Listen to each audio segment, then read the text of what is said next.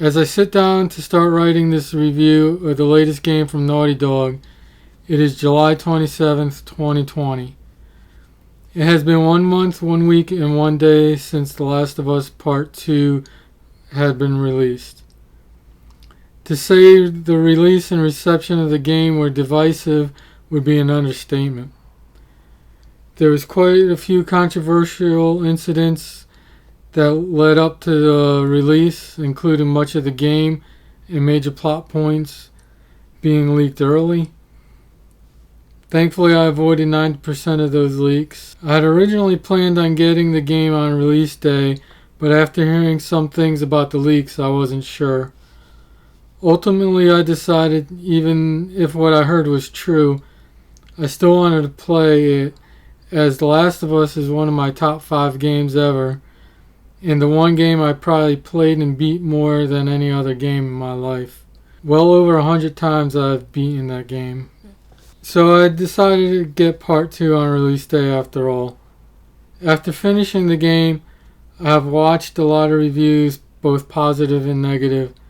Today I finished the game for my 4th full playthrough and now feel ready to give my thoughts and opinions on the game. This is my first review I've done of a game, so I'm going to do my best to cover all the bases I would expect from a review.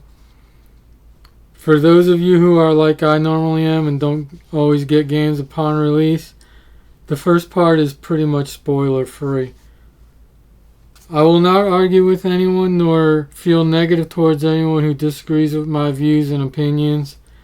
Love it or hate it, or somewhere in between, we're all entitled to our opinions, and I can see why people would love this game, and I can see why people will hate it. The first thing I'm going to talk about is the visuals of this game, as that will probably be the first thing noticed. People who gave the game 1 out of 10 are crazy. The graphics alone earned the game at least 2 or 3 out of 10. This game is one of the most beautifully detailed games I've ever played. Being the old fart that I am, I've played on at least one console from every gaming system generation since the old Odyssey my stepdad owned, and holy crap have games come a long way in my lifetime. The scenery is majestic, the character models are very realistic and detailed down to freckles on the face and their facial expressions. Well, the backgrounds, everything is really highly detailed. The gore and violence are realistic for the most part, at times not for the squeamish. As beautiful as the remastered version of The Last of Us was on the PS4, Part 2 is far better looking.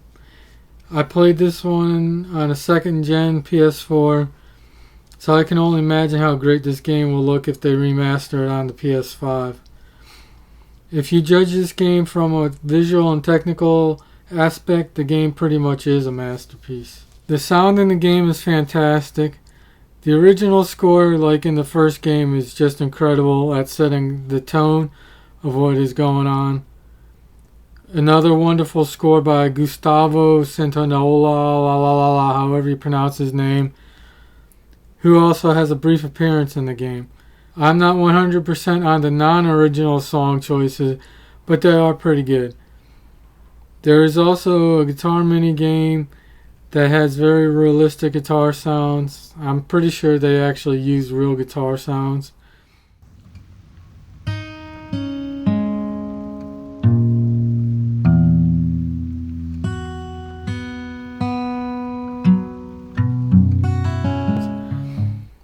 Also, the weapon sounds are really good, and just like the first game. And of course, the infected sound pretty much the same, but a little more creepy to me. There were a few moments where between the sounds of the infected and the underlying music, I was fairly creeped out. Next, let's talk about the gameplay and combat. For the most part, Part 2 plays a lot like the first game, not much very new. The controls are almost the same, and most of which you can customize. Also, the accessibility options are almost too much. So much choice. This is good because it makes the game much more playable for a wider range of people. much more so than the first Last of Us. The levels are pretty much linear and most have a few ways to get through them. One new thing Naughty Dog put in the game is a bit of an open world section where you can explore different areas and buildings or just ignore most of them. You do have to play through 2 of these buildings at least. Eventually you'll progress the story to going back to the linear level style. There are a few new gameplay and combat mechanics that have been added in Part 2 as well. You now can dodge during combat, and there are a few fights where you'll need to do it, so learning this mechanic is definitely a must. Another mechanic is that you can now jump, allowing you to jump over smaller gaps and up to other areas without always needing a boost from another character. They added ropes which you can use to climb both up and down to areas or to swing from one area to another. You also can go prone while sneaking, which will allow you to hide in tall grass and under some vehicles to get through really low openings. One thing I like to do is to run towards a small opening and hold X so you go prone and watch your character pretty much slide through the opening. Along with the new mechanics, another thing added was the ability to drive a boat. Naughty Dog has changed up both the weapons and the character upgrading systems. At first I wasn't crazy about it, but after I got the hang of it, I think it was kind of a change for the better. The weapon benches are definitely more detailed also. And like the first game, you won't fully upgrade everything on your first playthrough. Other things to do with gameplay are your companion characters. When they are with you, seem to be more helpful than in The Last of Us. Also, enemy AI seems slightly better, especially for human enemies. Clickers seem a little easier in the game, but with better hearing. But for me, the biggest change is that stalkers seem even more aggressive and harder to deal with. I've literally come to hate stalkers, both in life and in the game. There are also a couple new infected types, one of which is part of one of my most hated boss fights ever. There are 2 new main groups of human enemies in the game as well. You no longer deal with hunters, but you have the WLF, A.K.A. the wolves, who are kind of like a military version of the hunters. You actually get to play as one member for a bit. The other main group are the Seraphites, A.K.A. the Scars, which are a cult-like group. Both of these groups are vicious and have bad blood between one another. Honestly though, it is interesting. I didn't really care a lot about the backstory of their conflict, much outside of what I needed to know to keep the gameplay going. Neither group are likable at all, nor do I care how their conflict with each other ends. Another enemy you'll face are dogs, and you may have to kill them. Now, I've heard people complain about this, but did anyone complain when Ellie had to kill the deer in The Last of Us? I mean, she had to kill that deer to progress the game. You don't have to kill any dogs. As my last 2 playthroughs, I didn't kill any dogs except for the one that Ellie kills during a scripted fight scene. It didn't really bother me much as they are vicious, and if in this situation in real life, I would hope I'd kill the dog to save my life. Besides, they are only digital dogs. Now for cats, I might feel differently. The couple downsides to the gameplay for me is that it can feel a bit repetitive at times, and the locked doors. There are so many locked doors that eventually, when I saw a door, before even trying it, I would look for an alternative way to the other side of what the door is blocking. Sometimes it would be a vent, sometimes a hole in the wall, sometimes you have to break some glass. Once in a while, the door is actually unlocked, believe it or not. Other than that, I really love the gameplay and the combat. If you like the gameplay of the first Last of Us, or other games from Naughty Dogs like Uncharted, then you'll most likely like the gameplay in Part 2. Now the story and characters are where I have some issues. Let me start by saying that after I finished The Last of Us for the first time, I loved it and already had some ideas of what I wanted to see in a sequel should they have one. This is not the story I wanted then. This is not the story I wanted now. There are a lot of things we never found out about in the first game, and very little is answered or even addressed in part 2. But that is not my issue with the story for the most part, but it would have been nice to get some answers. Maybe in a DLC if Naughty Dog changed their minds about not doing DLCs. Anywho, the story at its core is a basic revenge story. It's examined with 2 characters' tales of revenge. Beyond the story exploring the theme of revenge, it also explores the themes of justice, love, hate, loss, grief, selfishness, selflessness, and forgiveness, and ultimately the consequences of some of those things. The story is okay for the most part. The more times I played through the game, the more I liked it and picked up on things or heard dialogue I had missed previously. There are a few things I didn't like about the story, but I get why they did some of them. It is not a perfect or great story, nor is it perfectly told or written, but I don't find it nearly as bad as some others found it. The main issues for me with the story are that there are pacing issues, a bit of convenient coincidences, the game drags on and the story gets a little boring at times, and some plot holes or things that didn't really add up. Some of the characters' choices and actions also didn't really add up at times. Also, there are a ton of cutscenes and time jumps where you're playing back a few years before the main part of the game takes place. Some of these are needless, though one of the flashbacks you play is one of my favorite parts of the game. Even though it isn't needed, I'm glad it was in there. You play as a new character later in the game, and the first section really isn't needed. They could have just started that section off where you and the NPCs you're with end up. The game's ending is pretty okay, especially after playing it a few more times. I understand why it ended the way it did more, but I also get why some people didn't like it. Speaking of the ending, there are 2 or 3 other places that should have and could have been the ending, and I thought would be the ending point. It just keeps going and going. To be honest, on my first playthrough, I was kind of getting aggravated with that. Also, when you are playing the new character, there are some of the hardest combat sections to get through, for me anyways, and a few of them seem to be set up just to waste your ammo and resources. There are a lot of side stories that take place in the midst of this main story.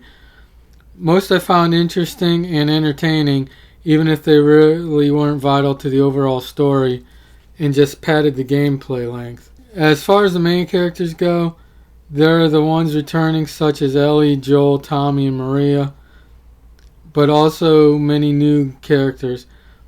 All of them have varying degrees of importance and presence in the game. They also all have different relationships to other characters. Some of the quote-unquote controversial issues a few people have with some of the characters are there's a lesbian couple, a youth who is transgendered, and a female character that is very muscular with a manly body. If any characters like that or playing mostly as female characters really bother you, then this game probably isn't for you. The way I see it is there's people like that in the real world now, so why wouldn't there be in the post-apocalypse? As far as the muscular woman goes, though, I'll agree with one complaint I have heard. Since you see her in her flashback before she was that muscular, would she have had time to bulk up that much in the world that she lives in by the time you meet her in the present timeline? I don't know. I'm not a weightlifter or anything, so I couldn't tell you. I will say give Neil Druckmann and Naughty Dog credit for not making a main female playable character an overtly sexualized and skimpily dressed piece of eye candy like most games do. None of the female characters are, actually. I also want to address one leak I heard before playing the game. I heard that the game and story had a very feminist slant to it, which I don't care either way if the game does or not, as long as it fits the story and the gameplay is good. After playing this game, I do not see the game as having that. Yes, it has 2 powerful, strong, determined female characters. That doesn't equal a feminist slant, especially not when they both are portrayed as obsessive, revenge-seeking people who are basically monsters and broken people. They are not characters anyone should aspire to become, whether you're female or not. So I really don't see why anyone had said it was a feminist-slanted game, other than they assumed it because Neil Druckmann talked to Anita Sarkeesian. Anyway, moving on from that. Seeing Ellie as an adult was a little weird for me at first. Now my issues with the characters are that some of them I really do not like, mainly due to the story events they are involved in. They try to force you to like or at least see the point of view of a couple of the characters. There are a few characters and plot lines that they use to get you to do that, which extends the gameplay a lot.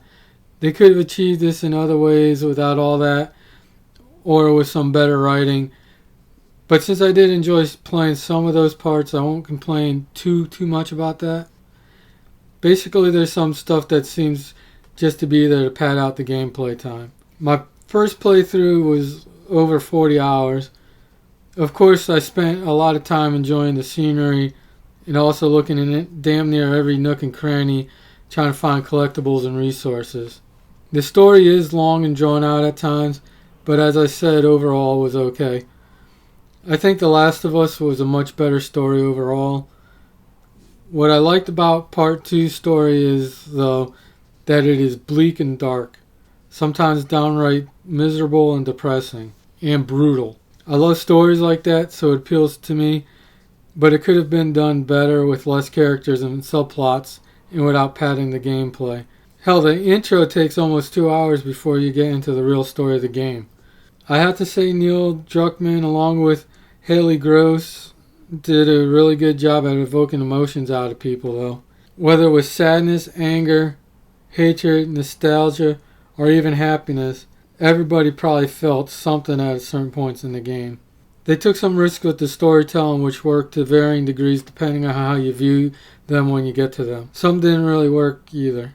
I understand some of the hate the story has received, though I don't fully agree with all of it, even though there are moments that I myself absolutely hated.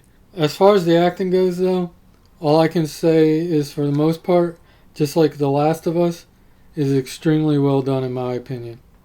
The game is very highly polished, looks and sounds and plays great. That doesn't mean there aren't any flaws within the game. The game has some glitches and issues. I had Ellie make a jump that I had made a few times before, but this time she landed in a corner next to a bush. She ended up falling through the earth and dying. I have seen a video by Last of Us speedrunner Anthony Caliber where Ellie entered a room where she takes scripted damage. The thing is, Ellie wasn't at full health and ended up dying. Respawned, took the scripted damage again, and died. Repeat. He was pretty much stuck. That to me is a game breaking, or at least playthrough breaking situation. If you haven't saved recently and get in that situation, you could have to go through a lot of the game. Okay, let's talk about what I liked and didn't like about the game. Warning, time for some spoilers.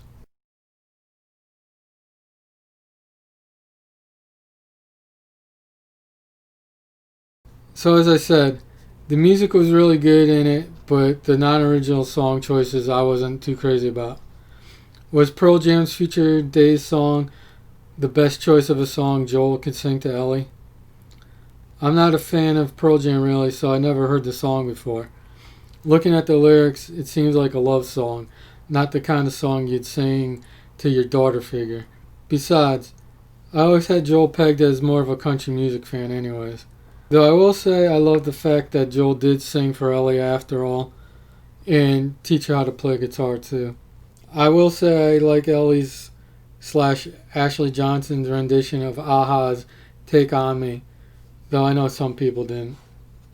So there are a few elephants in the room when it comes to issues people have with the game. Some I agree with to some extent. The first one I want to talk about is Joel's death and the events surrounding it. I'm going to say it, Joel pretty much deserved to die. He was not a quote-unquote hero in The Last of Us. I still loved him as a character, but never saw him as one. He has killed countless people just in the year The Last of Us took place in. Never mind how many people he probably killed over the 20 years before that game takes place. That said, it still made me extremely sad and pissed off Pissed off to the point I almost didn't continue with the game. I think taking Joel out of the game was a dumb idea, at least that early. And I think it's really screwed up that Naughty Dog pretty much led us to think we'd get to play Joel in the trailer vids. Or that he'd at least be around for most of the game anyways. I guess you do play him seeing as you start off as Joel, but that is the only time you do play him. The fact they killed him off so early in the game was a bad choice in storytelling and gameplay too, in my opinion. If you're going to kill off one of the greatest characters you ever created, you should at least let the fans play them for a little bit before saying goodbye.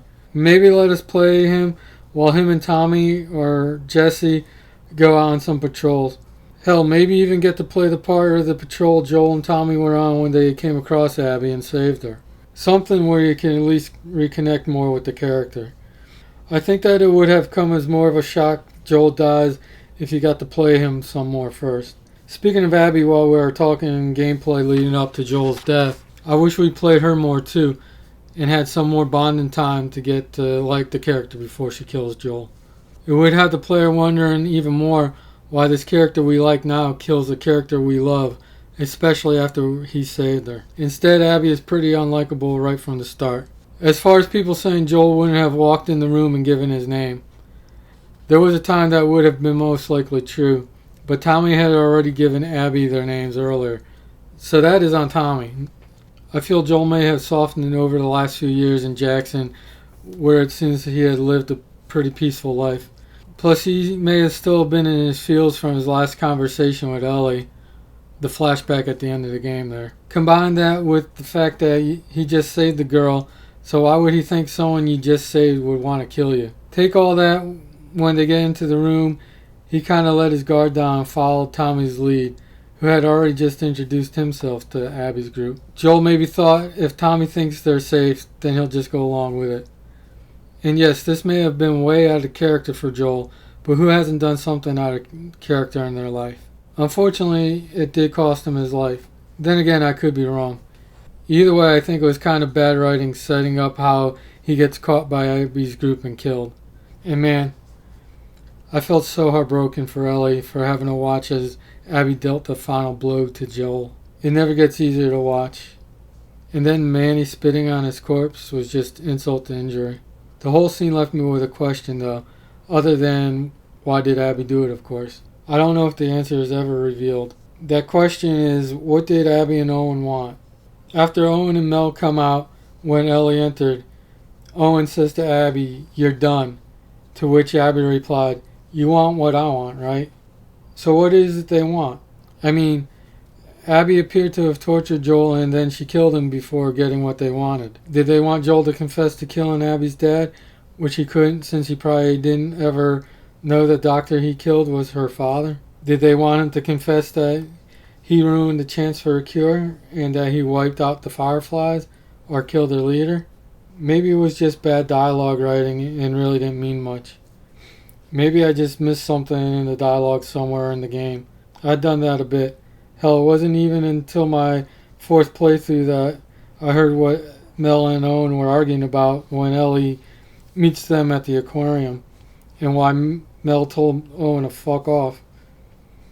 I had assumed Mel found out about Abby and Owen the night before, but it seems to have been about Owen wanting to risk his life and leave his pregnant girl behind to go after Abby and help her with what she's going through. I think Mel finally realized that her man was still in love with Abby and always will be. That is kind of sad when you think about that being one of the last thoughts she ever has. Then again, she helped with killing Joel and wanted to kill Ellie and Tommy, so fuck her. By the way, they should have killed Ellie and Tommy, but if they did that, the game would have been extremely short. There was not one person in the room on Abby's team I liked after or even wanted to like after Joel's death. The worst part though is you have to see his death more than once. I didn't want to see it the first time, never mind again. Joel's death is the video game equivalent of Glenn's death in The Walking Dead. So Abby. Wait, there are many new characters introduced in the game I'd rather talk about some first.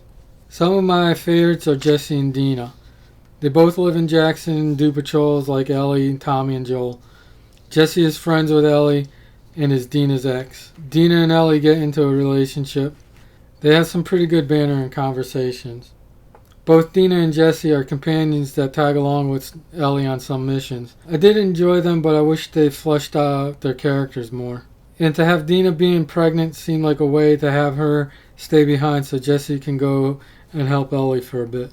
Then there are the WLF new characters, Manny, Nora, Owen, Mel, and WLF leader Isaac. Really didn't care for any of them. Nor did I care about Mel and Owen's relationship. Same with Abby and Owen's relationship. Just didn't give a damn. I do feel Mel's being pregnant served the story a little bit more than Dina's, as I think it made Ellie feel bad about killing her and killing an innocent baby. Well, unborn baby, I should say. As for Manny, to be honest, he's the kind of character I probably would have liked if he wasn't part of the group that killed Joel, and if he didn't spit on Joel's corpse after. I was actually kind of glad he died. I was glad when they all died. The only one I felt bad for was the dog Alice. The last two characters I want to talk about are Yara and Lev, the two Seraphites that are trying to escape the cult that's hunting them down. I kind of liked Yara and was sad when she died, but I wish we got to know her better. You do get to know Lev more, and I liked his character a lot. Now, Lev is the trans character in the game. I can't really say how well the character represents trans people. I feel the character was made trans to make the game more diverse, and also as an easy reason for the cult to hunt him down and for Yara and Lev to need to escape. Other than that, I don't feel Lev being trans adds anything to the game or story, nor takes away from it either. Personally, I feel zero reason for it to bother people that Lev is trans. One thing I think came across well, though, is how much Yara and Lev care about each other with the lengths they go to save one another. As far as old characters, Maria and Tommy go, well, Maria is just Maria. Pretty much how we expected her to react and to be. It turns out Tommy is a bit of a badass, though, and a pretty damn good sniper. He does become a bit of a selfish asshole later when he tries to guilt Ellie into going after Abby again since he can't go. I mean, Abby almost killed you, Ellie, and Dina, and killed Jesse. And you want to guilt Ellie into going after her again? Alone? Other than that, he was one of my favorite characters, and I wish we could have played as him hunting down wolves instead of playing Abby and her whole side story. Dina, Jesse, and Lev help quite a bit when they're your companions, but I will say, it seemed to me anyways, that Lev was the most helpful. Okay, so let's finally talk about Abby. When we have to play Allie again, I was so fucking pissed. I didn't want to play her, and I had a hard time caring if I got her killed or not.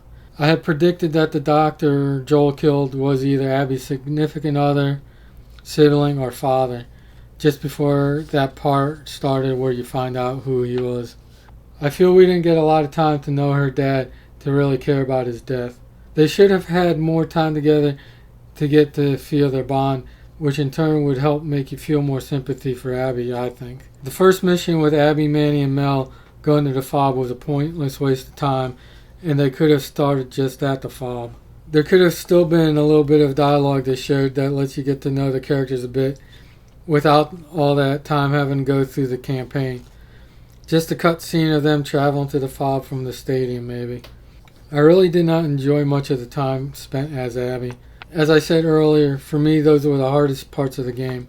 I will say though, she has the easiest part in the game also, in her part in Santa Barbara.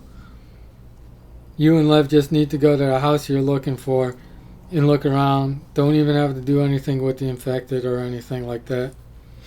Anyways, I never really fully felt bad for Abby. Not bad enough for me to be okay with her killing Joel or Jess.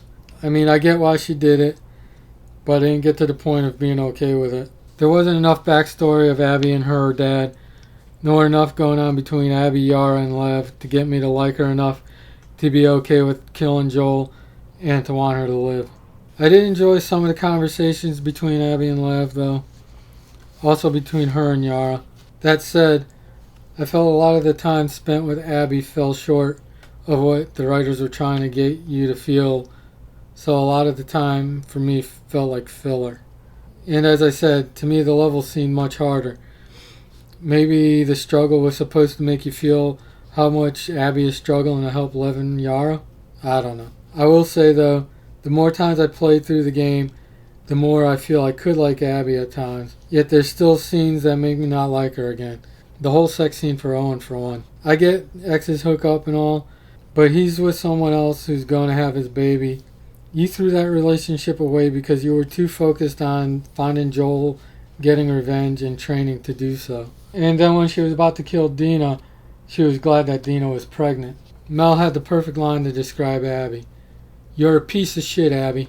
Abby never seems to go through any emotional turmoil about her revenge and killing. She's a top scar hunter and seems to take pride in that. She seems to like the killing. And there are a few times that her animal instinct comes out to the point she looks like an animal. Mainly when she's about to kill Dina and when she kills the one scar that took her backpack. I hated having to play as Abby and fight Ellie. That was probably the worst part during my first playthrough. I was afraid that Abby was supposed to kill Ellie, and I would have been pissed off if I had to play the person who not only killed Joel, but who kills Ellie as well. At best, after a few playthroughs, I've got to the point of acceptance about Abby killing Joel and having to play his killer. I will say though, that Abby is the only character who may have changed for the better or may became a better person by the end, with the whole having saved Lev and trying to save Yara. By the end of the game, she really did seem to care about Lev and learned that revenge is bad and not worth it. Abby and Lev's relationship kind of mirrors that of Joel and Ellie's in The Last of Us. It's still not enough for me to be on her side though. We should also talk about Ellie's character in this game. If Abby changed for the better, then Ellie changed for the worse. Her character left me with some mixed feelings about her. She kind of became a monster by the end. Yet she seems to go through emotional turmoil from her revenge and some of the killings. She does genuinely seem to feel bad about torturing Nora to get info from her before killing her. And she felt bad about killing Mel's unborn baby. Yet she never seems to feel bad about anyone she killed on her way to get into Abby, or the others from her group. On the other hand, the Seraphites pretty much try to kill her as soon as they see her, as do the WLF. Neither of these groups are really good people, so maybe she shouldn't feel bad for killing so many of them anyways.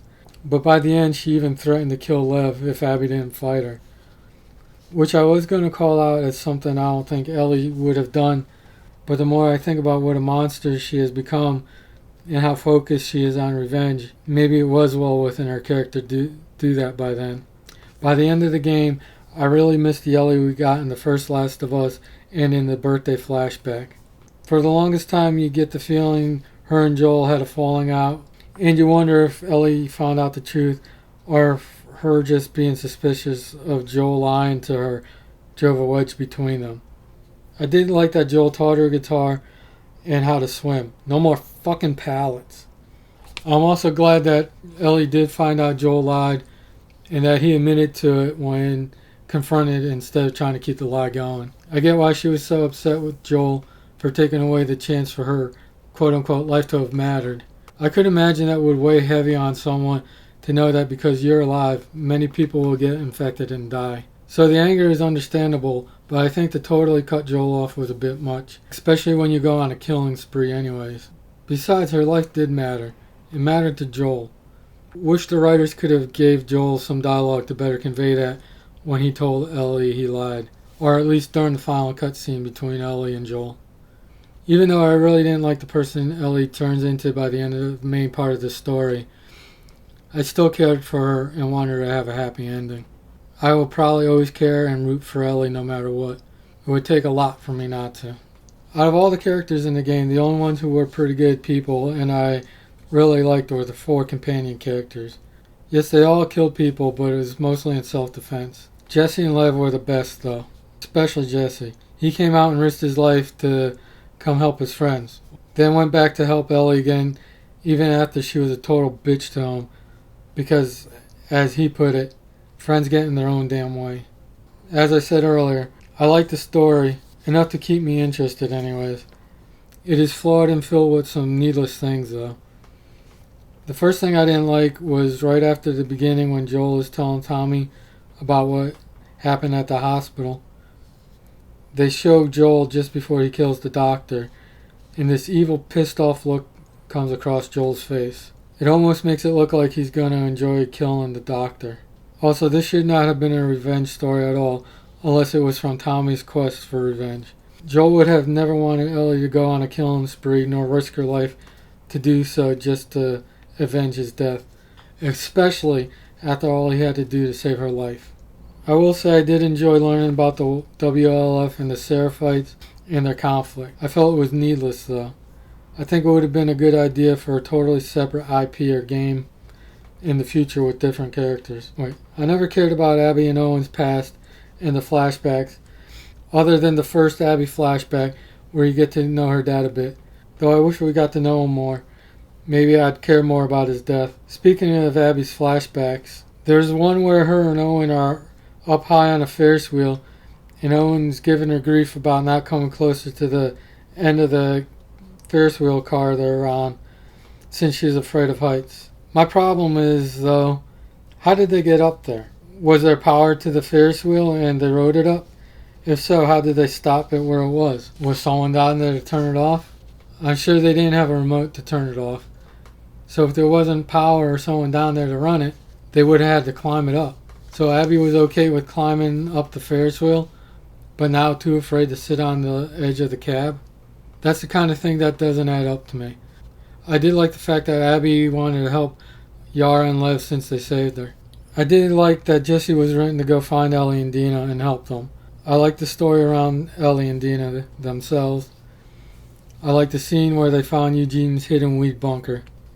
Even though we saw most of it in the trailers, I like the dance scene, except for how Ellie yelled at Joel. I liked Yara and Lev's story a lot, even if it wasn't really needed. There were a few times where the story seemed exciting, but then there were a few times where it felt like it was dragging on. Like I think I mentioned earlier, there were 2 or 3 places that the game could have or should have ended that would have been great endings, but they kept the game going. This game should have ended with Ellie at the farm with Dina and JJ after Abby damn near killed her and Dina. Having learned revenge was not worth dying for, and that Joel wouldn't have wanted her to do it anyways. This is how I think the game should have ended. Hang on, buddy. Yeah, there we go. It's pretty, right? Hey, you know what? I'm gonna teach you how to play guitar when your hands are bigger. And you're not pooping your pants all the time. It's alright. Everybody does it.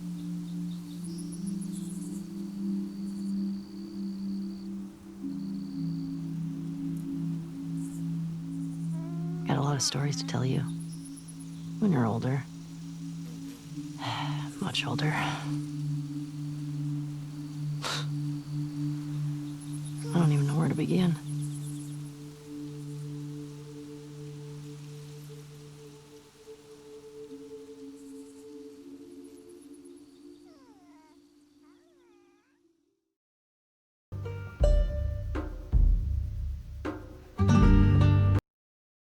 I hated that Ellie went after Abby again and left her happy life behind. I get it that she's still obsessed and haunted and couldn't eat nor sleep, etc. Sometimes you just have to see something out until it reaches its final conclusion before you can move on from it. I still don't like that Ellie left or agree with the writers for putting that in.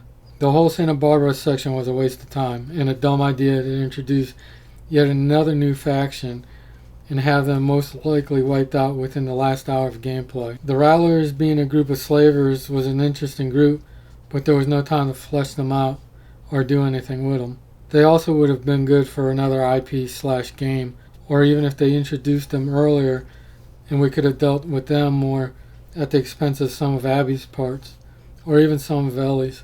Yes, it is good to get a lot of gameplay time out of a game for your money, but when it's done with what feels like just filler, it isn't done well or really worth it. This game is about 21 hours in length and about 7 or 8 hours too long for what the story was. We all get it. Revenge and obsession for it are bad and can cost you everything. But that's the same with anything you can get obsessed about. So this brings us to the end of the game. I guess the whole story of the Rattlers was a way to get Abby to be worn down and emaciated in an effort to make you feel bad for her and to be on Ellie's side when she cuts her down and lets her walk off with Lev. Then to be shocked when Ellie changes her mind and wants to fight her. Why wouldn't Ellie just shoot Abby after she changed her mind anyways? At this point they were both pretty beat down, and Abby did almost kill Ellie with her bare hands the last time they fought. Why would she risk it and not just shoot her? That is one of my biggest complaints about the ending. I know a lot of people were mad that Ellie ends up letting Abby live and leave with Lev after seeing a flashback of Joel playing guitar. I get why people were so pissed too. Honestly, I was a bit mad myself, yet pretty glad. I just really felt Joel wouldn't have wanted her to kill Abby or to do all she did to avenge Joel. So I was glad that she finally realized it. Plus, what would have happened to Lev if she did kill Abby? Would she have killed Lev too? Would she just left Lev? Would she have taken Lev with her? If it weren't for Lev, I may have been more team kill Abby. I hated the fact that Abby bit off Ellie's fingers. Then you have to go and try to play the guitar and can't. As a guitar player myself, that was probably the saddest part of the game.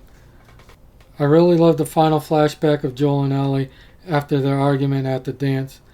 Again, I wish here he would have told her that her life mattered to him and gave him a reason to go on fighting and to live.